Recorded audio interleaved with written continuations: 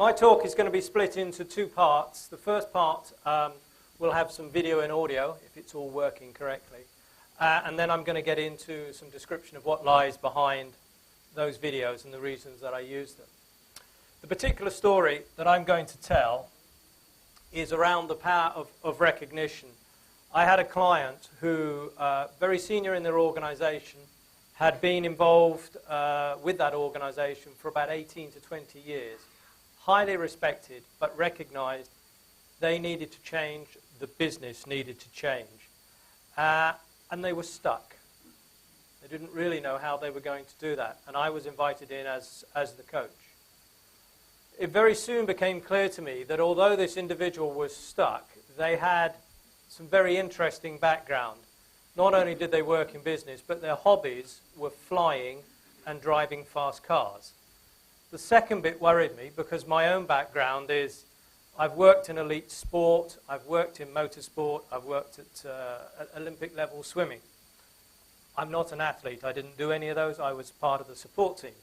But nonetheless, I do still compete today in a racing car.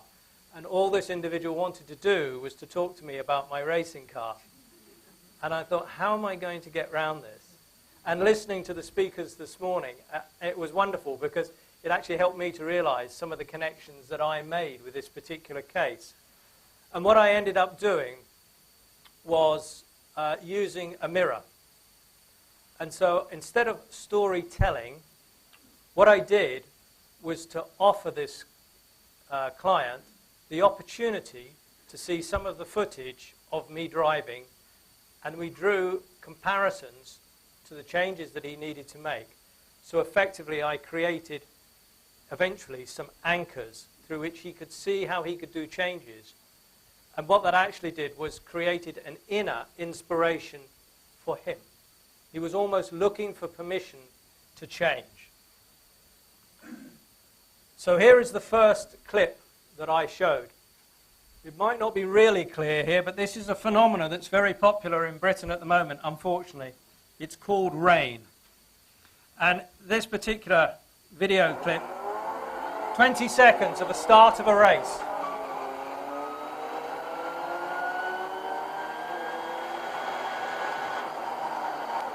It's very slippery. You can't see. What you're seeing through that camera is exactly what that driver is seeing.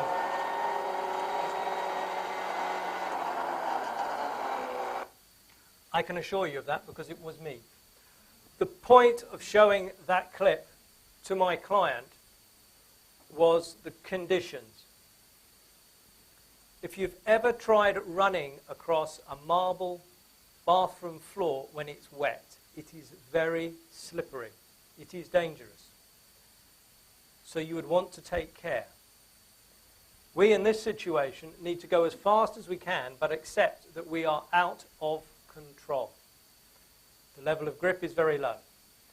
My client could recognize that and recognized immediately that some of the projects that he had, he wasn't in control of. And he wanted to be in control, but he recognized that actually he needed to do something else. And this was spoken about this morning. It was the gut.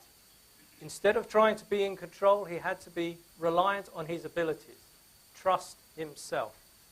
And he realized that when he raced his car, when he flew his plane, that is exactly what he did. So he asked himself the question, why don't I do that at work? And that became one of the topics that we did when we started the coaching. Next, I showed him a start when it's dry. I don't expect you to pick it all up, but the speed is a lot more than we were already doing when it was raining. It now all gets quite busy. You have to be confident.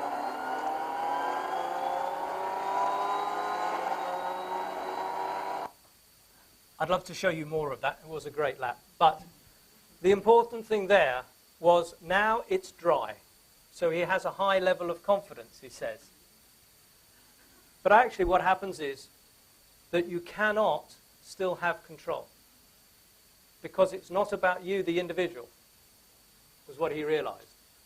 It was he, the individual, and the vehicle, in his case, the organization. And what he needed to do was to rely on his organization.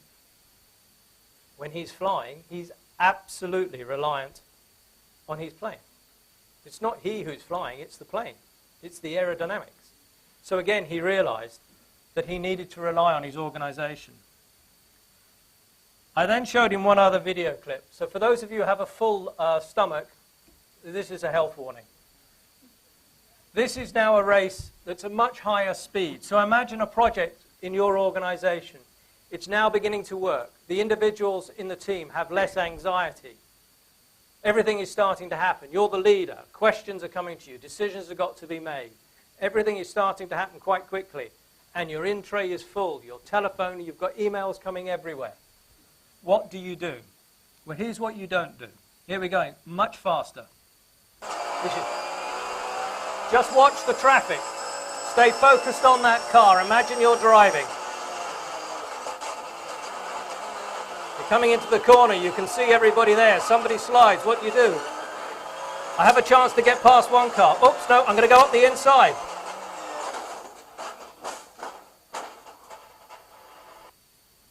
Does anybody know what he missed?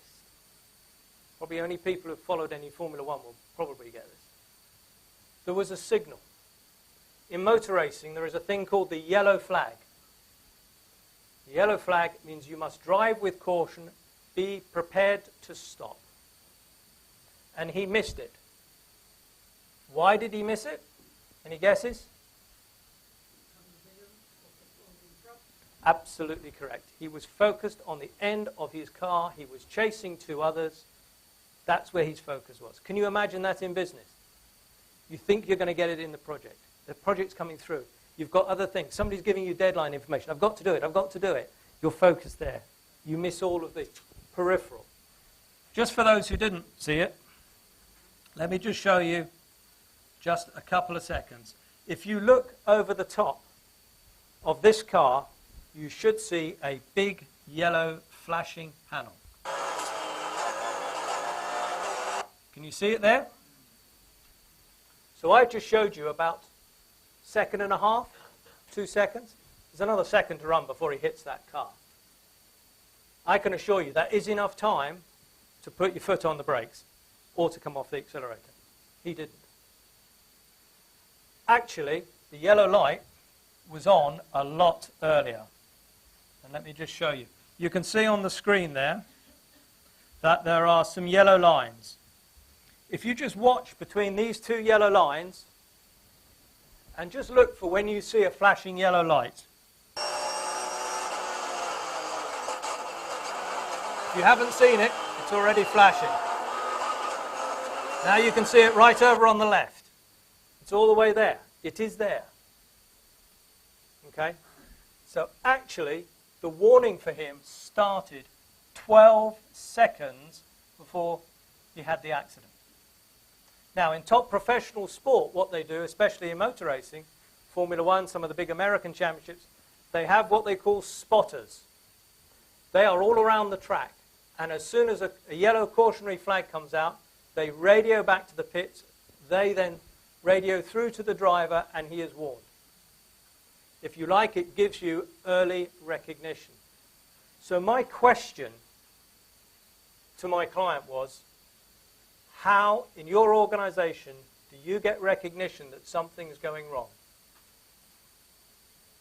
And he suddenly realized that he's so in control, people don't always tell him what they're seeing and thinking. There's a degree of anxiety, a degree of fear. So we had established that relationships were going to be important, risks had to be taken, results was what was important.